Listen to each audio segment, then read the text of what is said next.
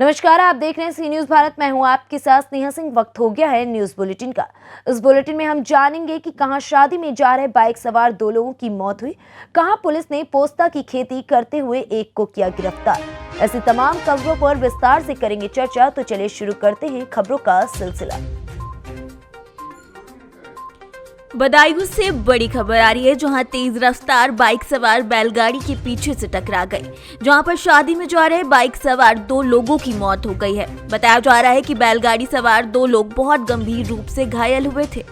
Police ने गंभीर रूप से घायलों को जिला अस्पताल में भर्ती भी कराया था। मौके पर पहुंची थाना पुलिस ने दोनों शवों को अब कब्जे में लेकर पोस्टमार्टम के लिए भेज दिया है।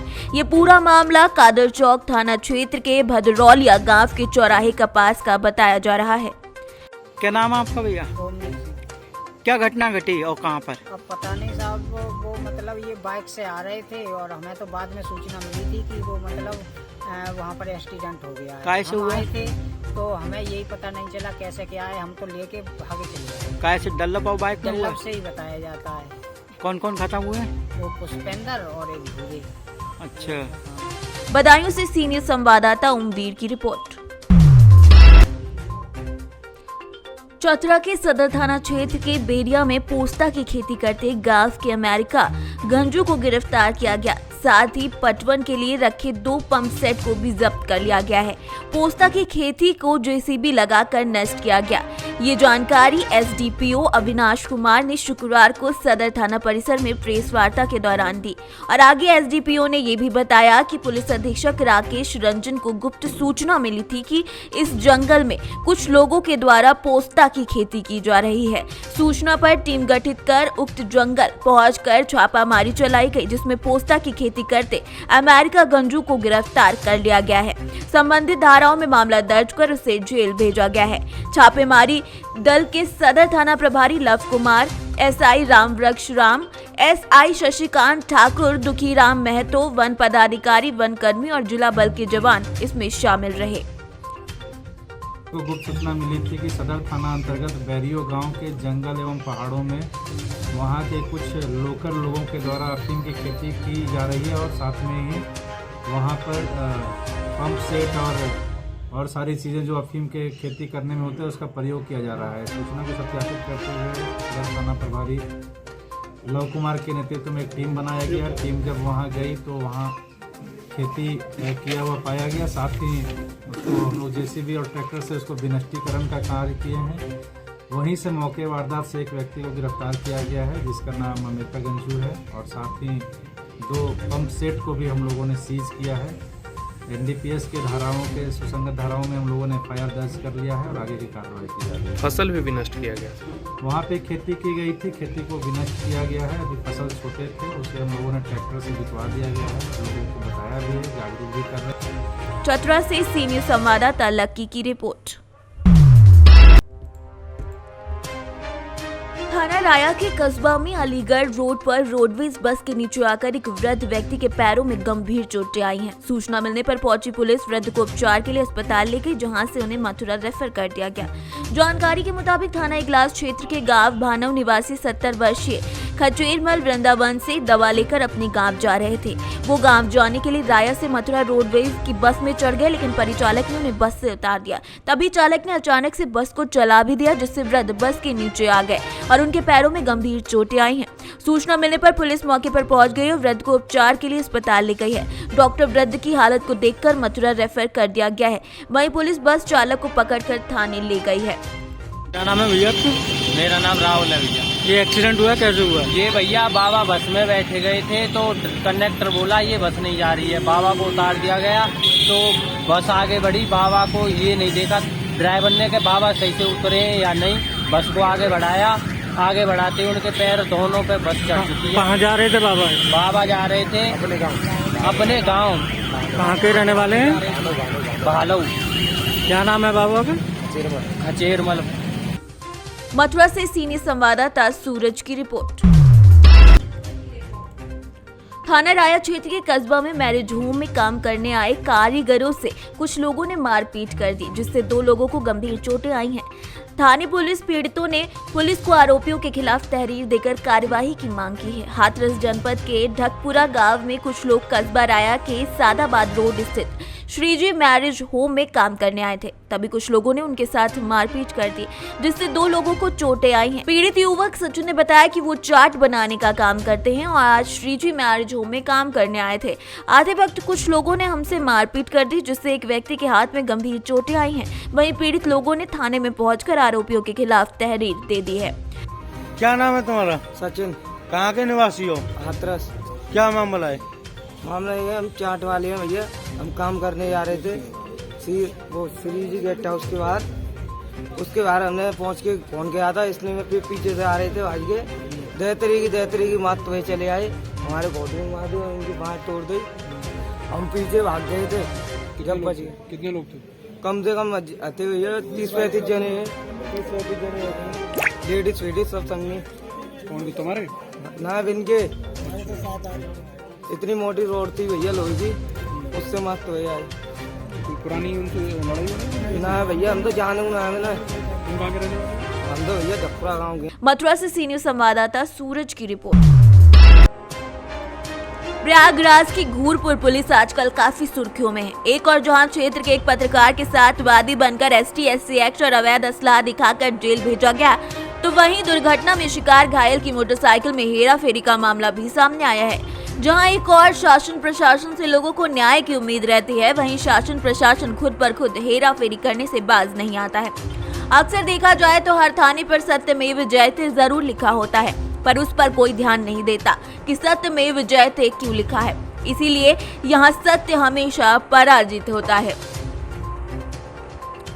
घूरपुर थाने में थाना क्षेत्र के गांव खाई निवासी सुनील कुमार शर्मा ने आरोप लगाया है कि उसका 2 साल पहले मोटरसाइकिल से जाते वक्त ट्रक से टक्कर हो गई थी, जहां सुनील को गंभीर रूप से घायल हो जाने के बाद हॉस्पिटल में इलाज करवाया गया था, जिसमें कई दिनों के इलाज के बाद उसका पैर ठीक नहीं हो पाया था, जिसमें डॉक्टरों के द्वारा इलाज के दौरान उसका पैर काट दिया जाता है, जिसके बाद उसका स्वास्थ्य ठीक हुआ, जिसमें दुर्घटना के दिन ही पीड़ित की 2 पहिया वाहन को घूरपुर पुलिस ने कब्जे में लेकर थाने ले गई थी, जिसके बाद जब व्यक्ति सालों बाद स्वस्थ होने के बाद घूरपुर थाने में अपनी बाइक चुराने जाता है तो उसकी गाड़ी का इंजन और दोनों पहियों को बदल दिया गया था, जिस पर वो अपने वाहन की दशा को देखकर विरोध जताते हुए थाना अध्यक्ष से बात की, तो उनके द्वारा कहा गया कि आप बाद में आइए, हम जांच कर लेंगे, आपकी गाड़ी सही सलामत आपको मिल जाएगी। लेकिन सोचने वाली बात है कि थाने के अंदर ये सब हो रहा है और पुलिस के उच्च अधिकारियों को इसकी भनक तक नहीं है। क्या घटना हुई आपके साथ? दरअसल मेरा एक्सीडेंट हुआ 22 अक्टूबर 2019 में और मेरा जो है एडमिट किए थे यहाँ इलाहाबाद अलका हॉस्पिटल। अलका हॉस्पिटल को यहाँ जो तबीयत नहीं ठीक रही, पैर में दर्द बढ़ता गया, तो वहाँ यहाँ से इलाहाबाद से अलका से हम रिफ़र करा लिए सहारा के लिए। लिहाजा मुसलसल वहाँ हमारे 3-4 महीने इलाज चला। जो है इलाज के दौरान जो है मेरा पैर बचा भी नहीं, कट भी गया। जिस गाड़ी से एक्सीडेंट हुआ मेरी ट्रक और बाइक के बीच में, लगभग कितने दिन तक आपका इलाज चला? इलाज मेरा चला मुसलसल करीब 5-6 महीने से ऊपर चला, साल चला, 8-9 महीने के। उसके बाद मुझे डॉक्टर ने बेड रेस्ट बोल दिया जब पैर कट गया हमारा जो है। उसके बाद गाड़ी हमारी वहाँ घोरपुर थाने में जो है खड़ी रही। थाने में खड़ी रहने के बाद लगभग कितने दिन थाने पर आपकी गाड़ी थी? तो लगभग मेरी गाड़ी करीब 1.5 साल लमसम खड़ी थी, क्योंकि मैं उसमें हालात मेरे गड़बड़ से चलने फिरने में असमर्थ था जो है, क्योंकि हम चल नहीं पा रहे थे। इसलिए जो है कि गाड़ी हमारी थाने पर ही रह गई घोरपुर। तो गाड़ी में क्या समस्या? गाड़ी में हमारी समस्या ये थी जो है कि गाड़ी हमारी स्प्लेंडर प्लस नई थी जो है, उसकी जो है गाड़ी एकदम मेंटेनेंस थी। लिहाजा ये हुआ कि उसमें जो है इंजन उसका चेंज कर दिया गया है। उसके जो है क्या कहते हैं दोनों जो रिंग थी क्या कहते हैं उसको रिंग जो है उसको निकल चेंजिंग करा के जो है उसमें। तो क्या इस प्रकरण को लेकर थाना प्रभारी से कुछ अवगत कराया है? हाँ, थाना प्रभारी। प्रयागराज से सीनियर संवाददाता बुद्ध सेन की रिपोर्ट। अम्बाह मुख्य नगर पालिका अधिकारी और नगर पालिका परिषद हाउस टैक्स वसूलने गए तब वहां महिलाओं से हुआ विवाद। यहां के निवासी नाली, पानी और साफ सफाई जैसी मूलभूत सुविधाओं को लेकर परेशान हैं। समस्याओं को लेकर वार्ड के लोग कई बार वार्ड परिषद से लेकर नगर पालिका अध्यक्ष तक लिखित और मौलिक तौर पर शिकायत कर चुके हैं, लेकिन कोई सुनवाई नहीं हो रही है। वार्ड वासियों का कहना है कि हमारे वार्ड में जब कोई भी मंत्री या अधिकारी आते हैं तभी साफ सफाई की जाती है, इसके बाद यहाँ कोई पूछने तक नहीं आता है। हम लोगों से नगर पालिका द्वारा टैक्स तो पूरा वसूला जाता है, लेकिन सुविधा के नाम पर सब कुछ अधूरा है। इतने में ही नगर पालिका अधिकारी और महिलाओं के बीच विवाद हुआ। यहाँ के लोगों का कहना है कि हम 2 साल पहले अपनी गली का आवेदन दे रहे हैं, लेकिन आवेदन पर किसी भी प्रकार का कोई ध्यान नहीं दिया जा रहा है और हमारे वार्ड में गंदगी व्याप्त है। सीएमओ साहब ने महिलाओं के साथ अभद्र व्यवहार, गाली गलौज किया, जबकि ये सही नहीं है। नगर पालिका नगर अधिकारी का होता तो मुखिया आपको बता दे कि नगर पालिका अधिकारी नगर के अंतर्गत आने वाली सभी वार्डों का होता है। यदि नगर पालिका अधिकारी सीएमओ साहब ही नगर के अंतर्गत आने वाले वार्डों में रहने वाले महिलाओं के साथ ऐसी हरकत करने लगे और अभद्र व्यवहार करने लगे तो आम जनता का क्या होगा।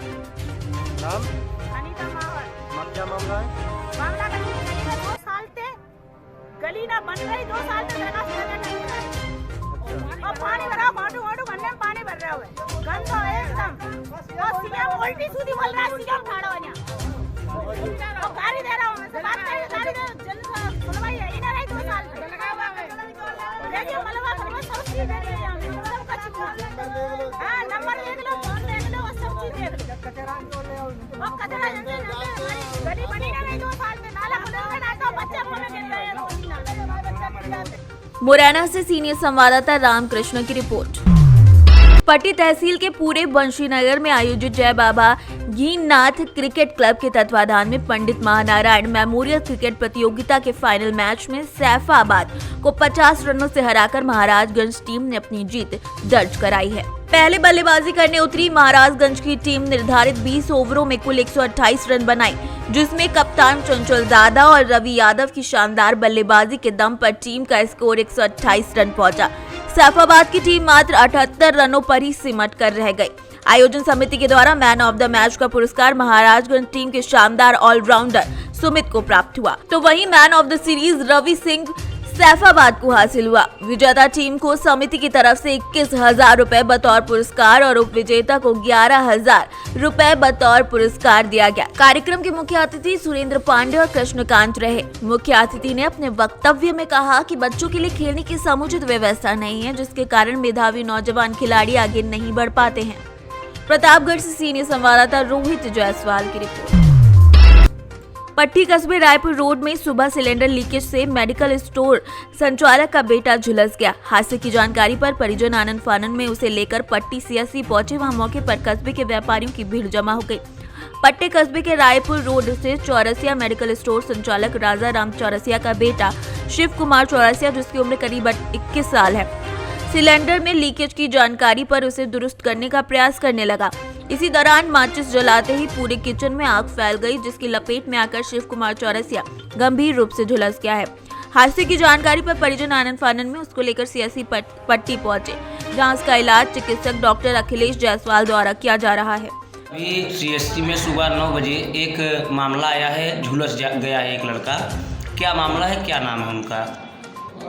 कस्बे के है राजा राम चौरसिया, उनके बेटे शिव कुमार चौरसिया जी। वो सुबह जो है कुछ खाना बना रहे थे, गैस से लीकेज होने के कारण तो गैस में आग लगी। थोड़ा से आग ऊपर उठने के कारण हल्का सा चेहरे में और हाथ में जो है हल्के झुलस गए, जो कि खतरे से बाहर है, कोई ऐसे घबराने वाली बात नहीं है जी जी। और अभी ठीक ठाक है, ट्रीटमेंट उनका भी चल रहा है। ट्रीटमेंट हो गया, उनको घर भेज देते हैं और कोई खतरे वाली बात नहीं।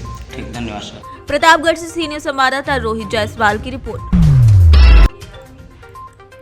आवागढ़ में अखिल भारतीय वैश्य एकता परिषद के राष्ट्रीय अध्यक्ष डॉक्टर सुमंत गुप्ता के नेतृत्व में वैश्य राजनीतिक अधिकार यात्रा का आगमन बीते शुक्रवार की देर शाम कस्बा आवागढ़ में राष्ट्रीय वरिष्ठ उपाध्यक्ष संजीव कुमार वार्ष्णेय बंटी बाबू के संयोजन में हुआ, जिसमें वरिष्ठ नेता राजेश वार्ष्णेय, गणेश वार्ष्णेय, पंकज गुप्ता, विवेक वार्ष्णेय, रविंद्र वार्ष्णेय, अतुल कुमार वार्ष्णेय द्वारा अगुवाई करते हुए नगर में भव्य स्वागत किया गया।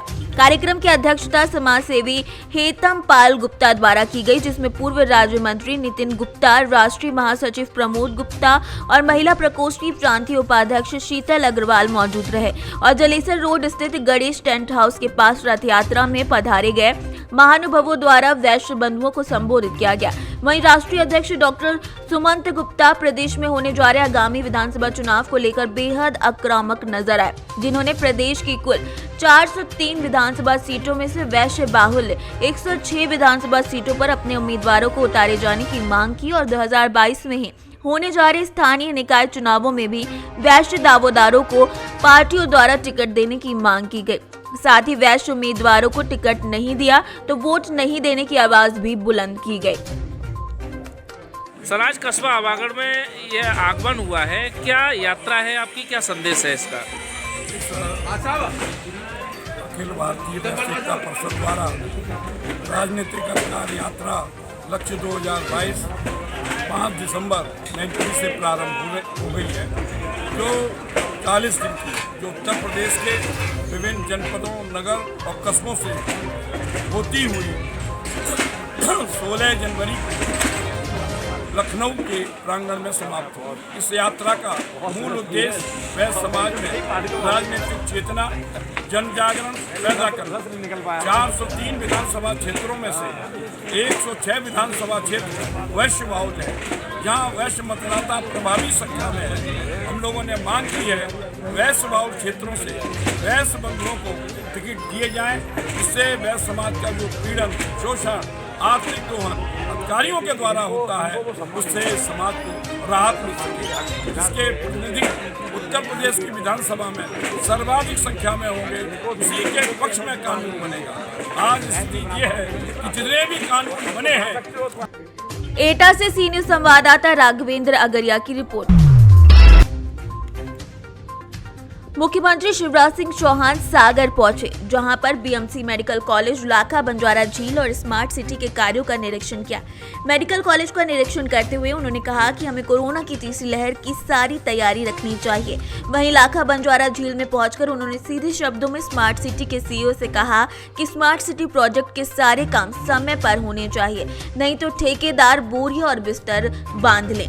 वहीं इस कार्यक्रम में देखा गया कि जहां मुख्यमंत्री अपनी बात को संबोधित करते रहे, वहीं पंडाल से धीरे धीरे सारी कुर्सियां खाली होती गई। वहीं मुख्यमंत्री शिवराज सिंह चौहान ने कहा कि हमारे प्रदेश के भांजे भांजियों को कोई भी प्रकार की परेशानी नहीं होने दूंगा, तुम्हारे मामा सारी परेशानियों में खड़े रहेंगे। उसी कार्यक्रम में 2 भांजियां भी निकलकर सामने आई, जो कहती हैं कि मामा जी बड़े बड़े वादे करना और स्टेज के माध्यम से जुल्मेबाजी करना कोई बड़ी बात नहीं है, पर हम प्रदेश की बेटी बेरोजगार घूम रही हैं, उनको रोजगार देने की बात कहो। इतना बड़ा कार्यक्रम करना या फिर करोड़ों की स्मार्ट सिटी के नाम पर खर्च करना, आपने ये पैसा हम बेटे बेटियों की बेरोजगारी निपटाने के लिए क्यों नहीं किया? नहीं निकल रही है, स्पेशली हम लोग एमपी पुलिस की तैयारी कर रहे हैं, तो एमपी पुलिस में अभी देखा जाए पिछले 2017 से लेकर के सब इंस्पेक्टर की जो वैकेंसी, एक भी वैकेंसी नहीं थी हमारे मामा जी। और जो कि कांस्टेबल की रहती है, तो वो कांस्टेबल की भी वैकेंसी सिर्फ 4000 वैकेंसी आई थी, जिसमें कि 12 लाख बच्चों ने अप्लाई कर दिया है। हमें ये लगता है कि हमें वैकेंसी मिलेगी कहाँ से, स्पेशली हम गर्ल्स हैं, हम 4 साल से यहाँ सागर में रह रहे हैं। हमारे घर वाले का रोज फोन आता है, यही बोलते घर वाले कि तुम कब आ रही हो घर, हो तो क्या तुम कब तक पढ़ाई करोगी। तो हम ये उनको क्या जवाब दें कि हमारी अब जॉब नहीं लग पा रही है, मामा जी की भर्ती नहीं दे रहे। सबसे बड़ी समस्या हम लड़कियों की होती, घर वाले बोलते अब तुम घर आ जाओ, तुम्हारी शादी कर देंगे। तो सर क्या हम लोग शादी करने के लिए हैं? मामा ने भांजियों को हमेशा आगे रखा है, तो इस चीज में क्यों आगे नहीं रखते? मामा क्यों भर्तियां नहीं बोल तो रहे थे वो डंडा पकड़ाएंगे हम भांजियों को, गुंडों से। बस बोलते वैसे बड़ी टीम की फॉर्म अप्लाई 2017 में तो पेपर अभी तक नहीं हुए हैं, एसएनटीपीसी का हुआ था, उसका एग्जाम अभी हुएगा। सर बहुत ही परेशान है, पिछले 3 साल से तो सब इंस्पेक्टर की एक भी भर्ती। सागर से सीनियर संवाददाता चंद्रेश यादव की रिपोर्ट। फिलहाल इस न्यूज बुलेटिन में बस इतना ही। देश विदेश की ऐसी तमाम खबरों को देखने के लिए बने रहें सी न्यूज भारत के साथ।